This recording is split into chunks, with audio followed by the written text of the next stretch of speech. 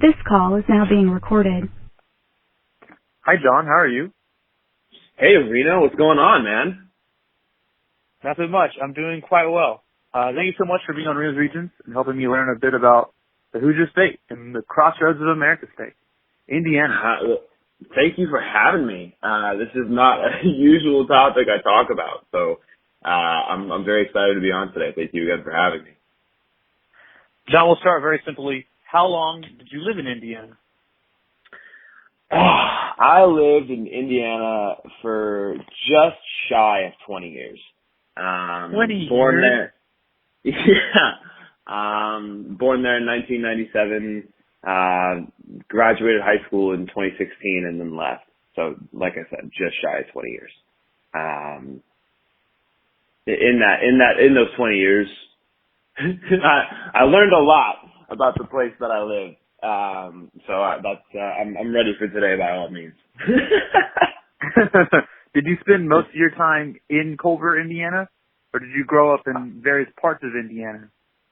That's a good question. So I did pretty much spend the majority of my life in Culver, Indiana. I was actually born in Fort Wayne, which is one of the bigger cities there on the eastern border of Ohio, towards Ohio. Of course. And I was there Amish country. till certain parts of that for sure are Amish country. And then my mom ended up getting let go of her teaching position over at a high school in that area, and so we ended up moving to Culver by chance, really. Oh wow.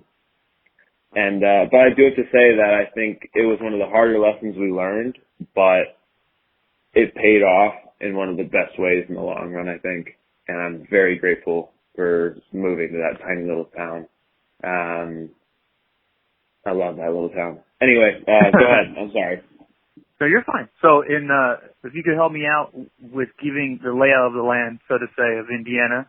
We have the northern part of Indiana, the NWI, I believe, right? Yes. Or Chicagoland, which is a subsect of the Chicago area. Of course, yeah. That Rust Belt area. Detroit, Gary, South Bend, Elkhart, Mishawaka. That whole Michigan-Indiana border there, that kind of blends in there with the Chicagoland. I went up there a handful of times. I didn't go up there very often. As I got older, I started going to South Bend more, just mainly because of Notre Dame, IUSB, stuff like that. But for the most part, the only time I went to northern Indiana was really going to like the dunes,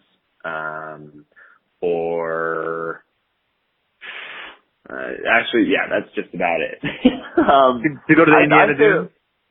Yeah, I went to the Indiana Dunes for sure, just because those were legendary. But just hanging out in the city there, I stayed away from Gary. I took the train, actually, and I would ride up to Chicago, and that would be the only time I would like go through Gary and see the factories, some of the old rustic buildings.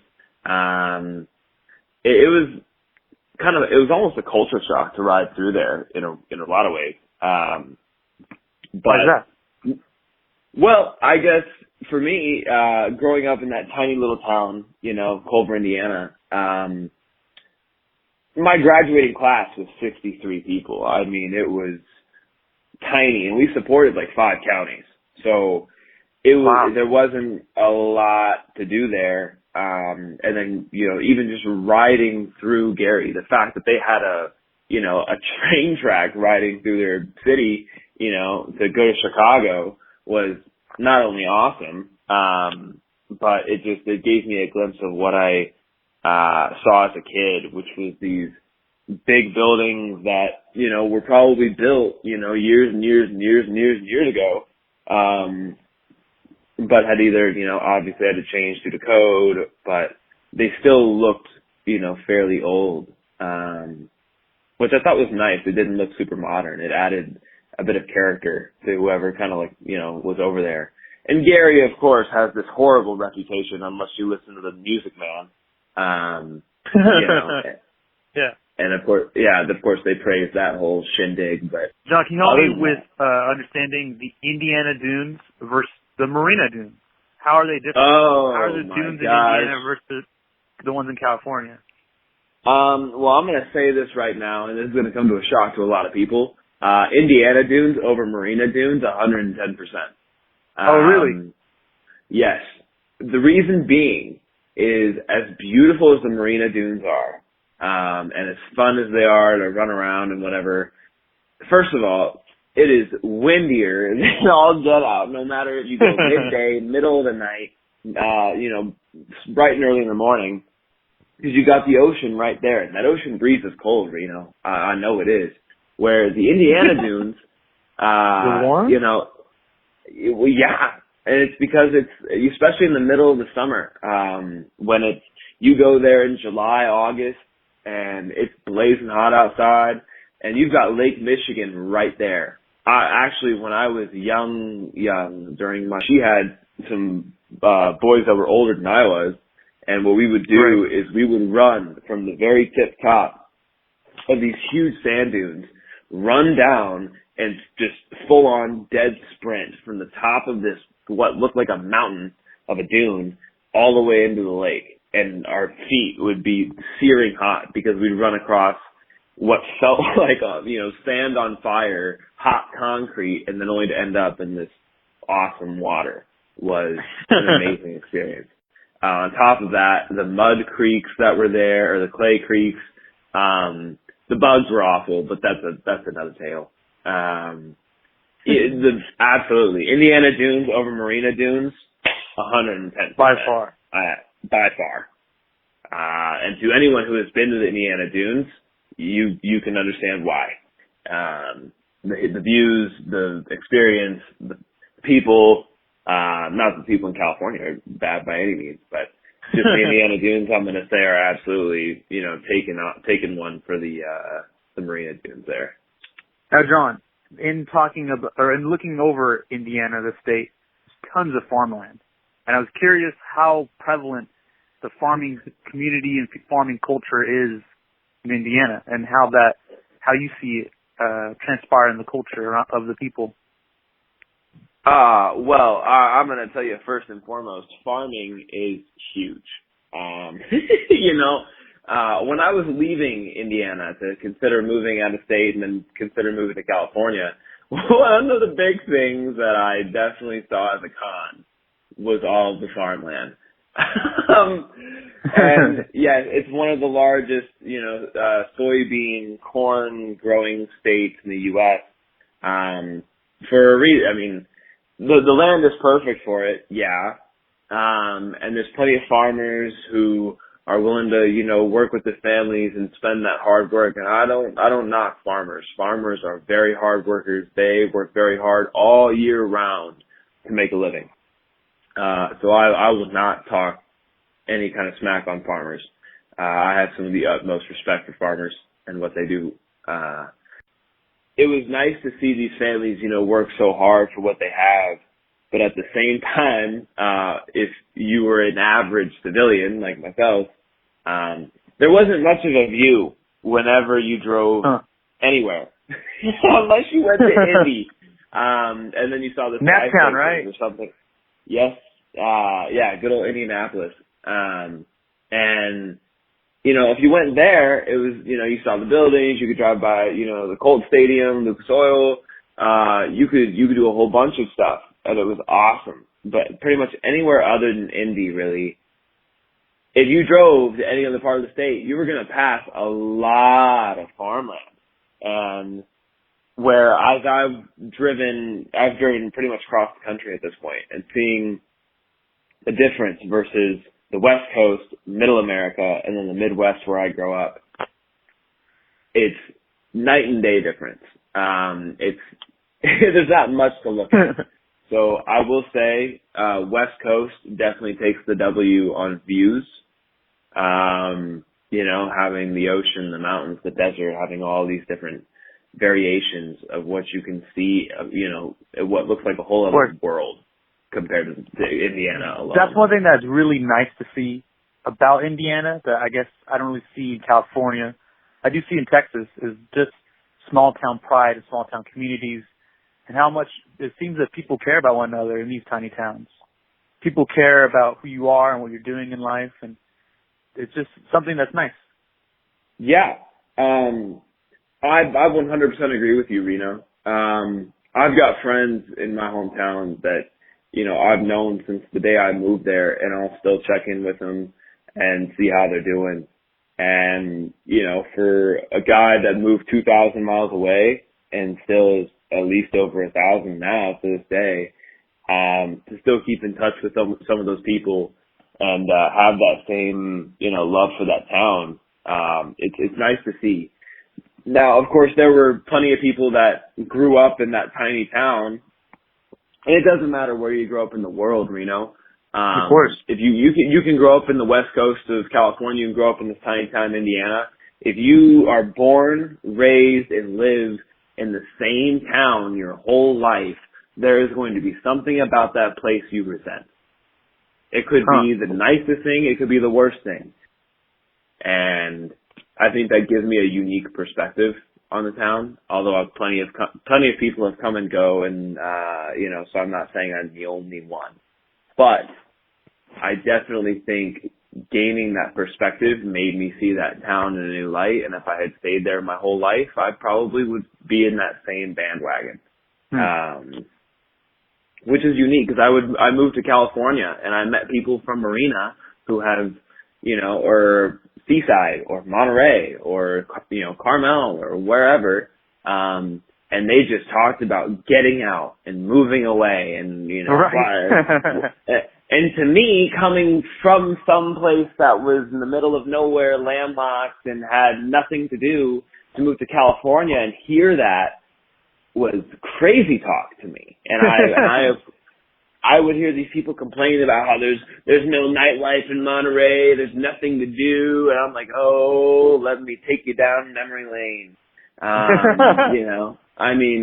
We'd be sitting downtown Alvarado at 10 o'clock at night, and I'd say, this isn't even possible where I come from. The grocery store closes like 8 p.m. And that's the last thing that closes. Park and shop closed at 8 p.m. in the winter. And if the snow was bad, they closed earlier. It was crazy. And then the restaurants would occasionally stay open just a little bit later. In the summers, that's when their nightlife is, and even then, grocery store closes at max 10 o'clock. So the big thing culture-wise, actually, that I didn't think about was super fun. Once you had friends that had cars and that could drive, there was a 24-hour Walmart in Plymouth, Indiana, which was maybe 15 minutes away. And inside that Walmart, there was a culture that, for whatever reason, we would go there at 1, 2, 3 o'clock in the morning, go in the toy aisle and ride these bikes and put on these helmets and throw balls around. Act like complete hooligans in a complete public place. And I have to say, that builds character. If you were able to fight in a toy aisle in Walmart at 3 o'clock in the morning with your friends, you've made it. You've made it. Were you guys jousting too? When we had the chance, yes, absolutely. Whether it was on a bike or another friend's back, absolutely. Yep. 110%. And you know what? If you got caught, that just meant you had to run with every fiber of your being and get out and not get caught. It was the best game in the world. And dear Plymouth Walmart, if you ever try to stop that trend, you're gonna lose. It's not gonna work. I promise. It ain't happening. You can't stop the culture. All right, John. I just flew into DDT Field, and I'm hungry. Where do we go to eat? Let's just say hypothetically, you flew into the one in Argus. Okay, so you found it out. Awesome. Took my private jet. The first place I'm going to take you, Reno. Oh yeah, on that private jet of yours, absolutely. I'm going to say first and foremost, I'm taking you to the root beer stand, especially if it's summertime, because that's the only time I'd want you to come. Definitely taking you over there. and getting you a good burger, some seasoned fries, and a good milkshake. Are we getting sugar pies? Sugar pies? I stayed away from the sugar pies. I wasn't much of a pie guy, which is ironic. But no, I'd make you get the big guy burger or something. What else is Coney dogs? The Coney dog, yes. The Coney Dog Tuesdays, of course. Those were legendary at the Root Beer Stand, and every Tuesday was absolutely packed after 3 p.m. You couldn't get a spot.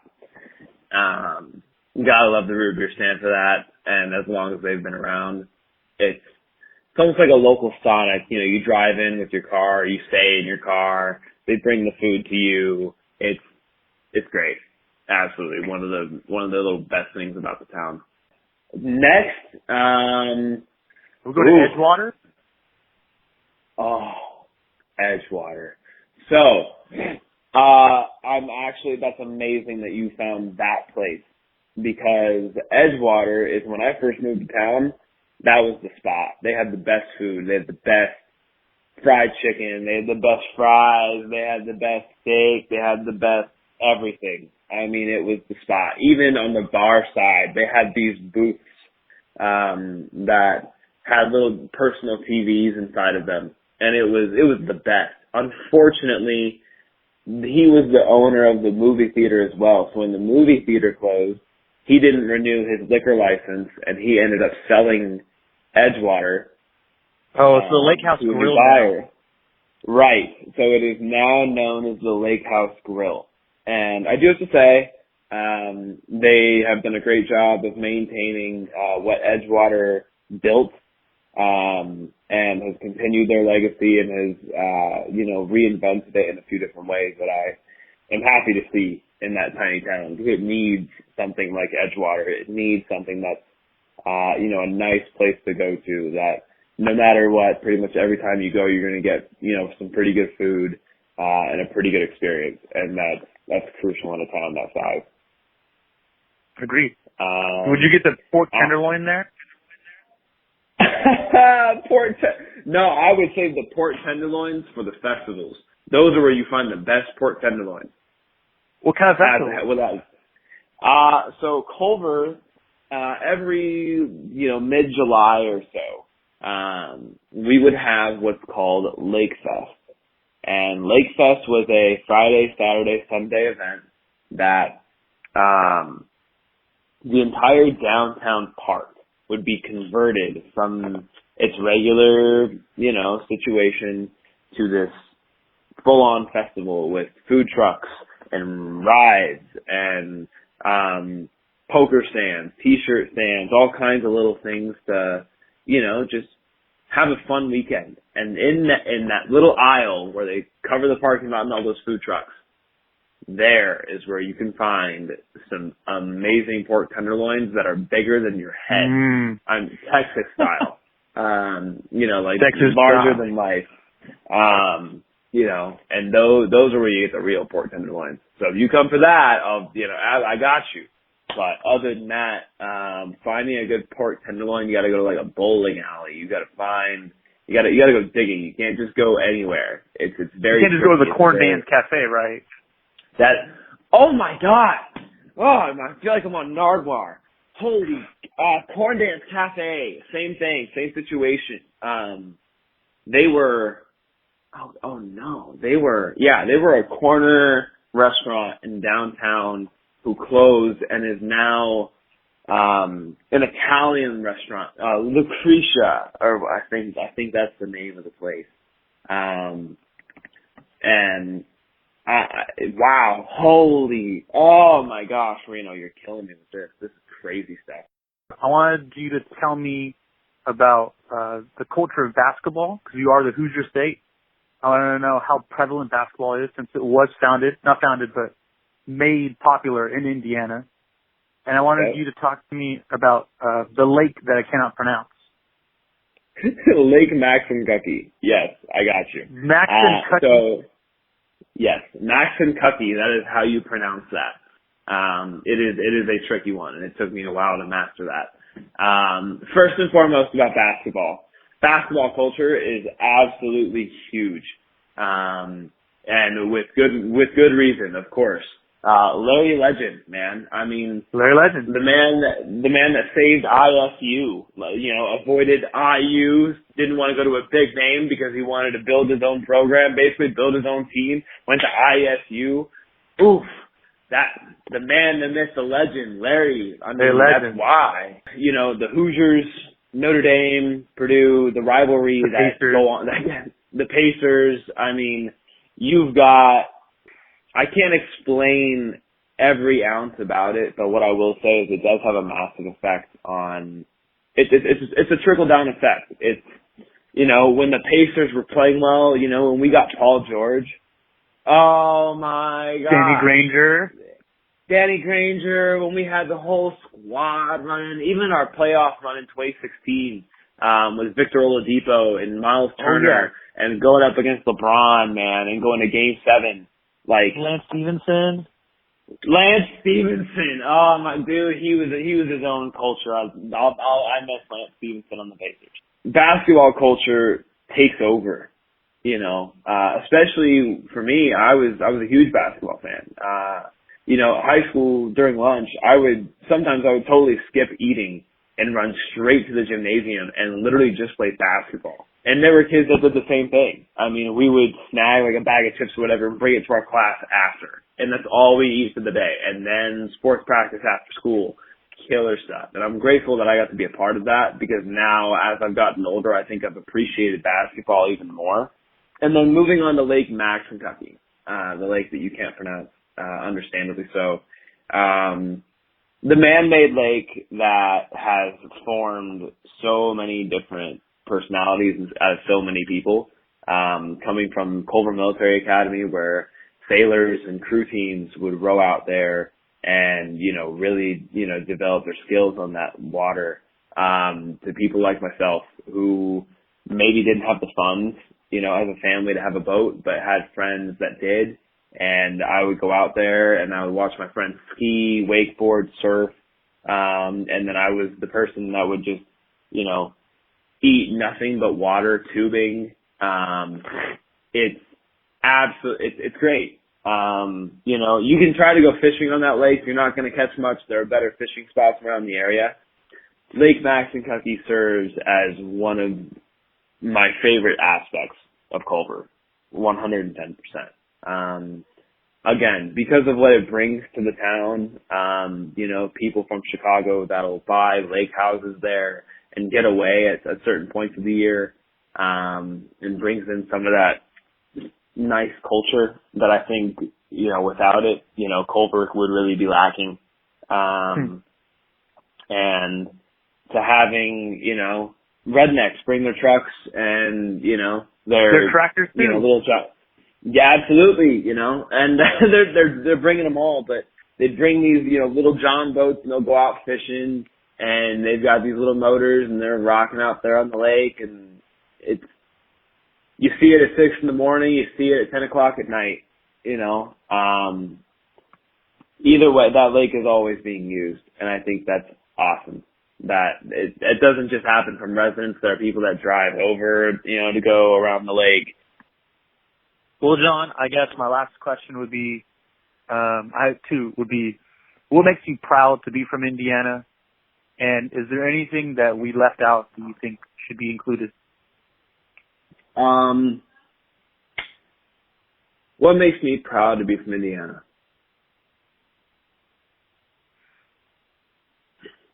That is a question I don't think I was prepared to answer. But if I really had to think about it, what makes me proud to be from Indiana? Certain things that, the character building that, the Pacers are one of the most underrated teams because of their player development skills in the game of basketball.